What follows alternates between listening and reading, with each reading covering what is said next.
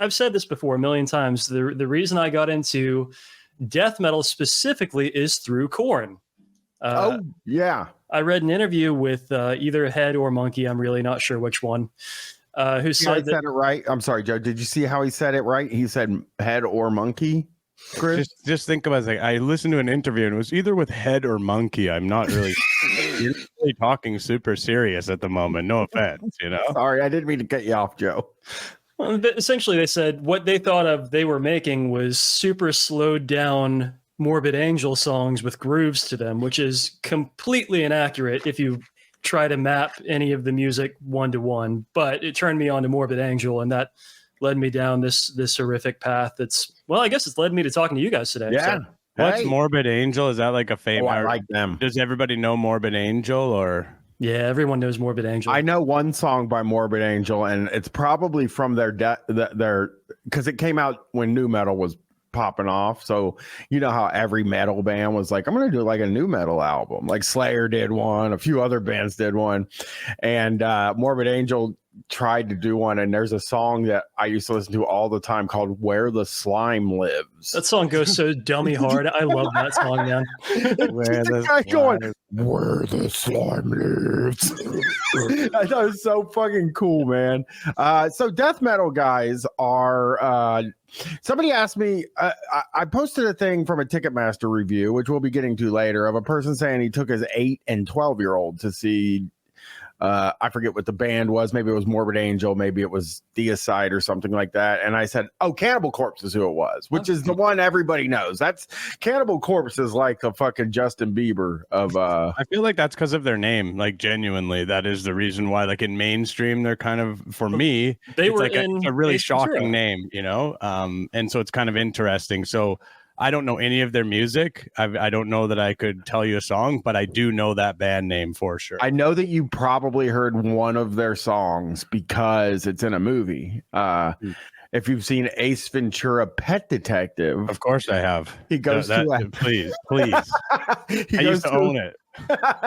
He goes to a heavy metal bar, and there's a band on stage, and that band is Cannibal Corpse playing their hit song "Hammer Smashed Face."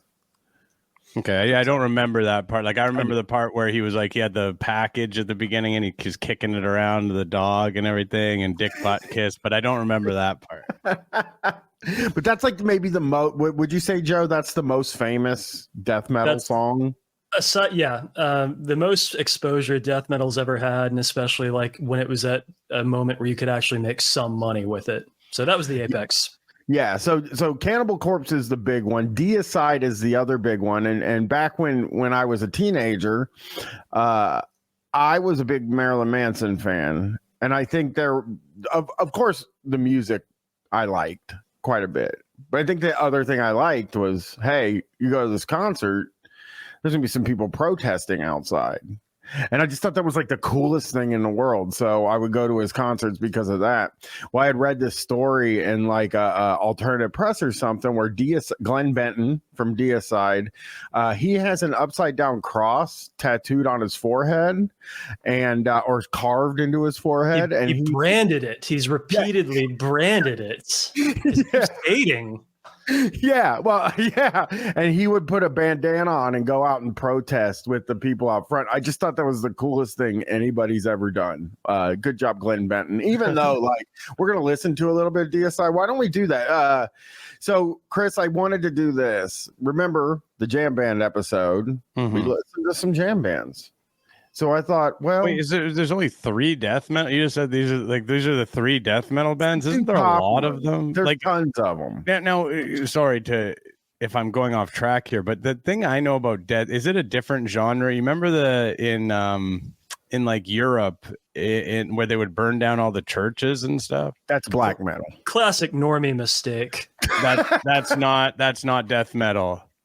No, see, the reason that it screws with me is because I think one of the famous guys is literally named Death. Yeah, Dead specifically. Dead. Sorry, Dead. You're right, Dead. That was the guy, and he had the corpse makeup on that he would wear all the time, right, to make him look like he was dead. And then he died. He died. Yeah. He was like not dead enough, he thought, and he wanted to be full dead. But that's a different genre. Yeah, whole different genre. One Eurocentric, one American centric. They actually had a lot of beef back in the day. They beefed a little bit like what East Coast, West Coast kind Exactly, of. I would yeah. think that the European ones who were burning down all the churches and murdering each other won that battle. You don't think the rednecks from Florida won that battle? I don't know. I don't know a lot about them. I'm about to learn. So who knows? Maybe I'll the good change my news- mind. I mean, like, good news is that most of the rednecks from Florida couldn't get passports, so they couldn't go over there. It was fine. Because it really was death metal's a Florida thing. Like, it started in Florida, which makes so much sense. So let's real quick listen to a little bit of a Deicide song, of course.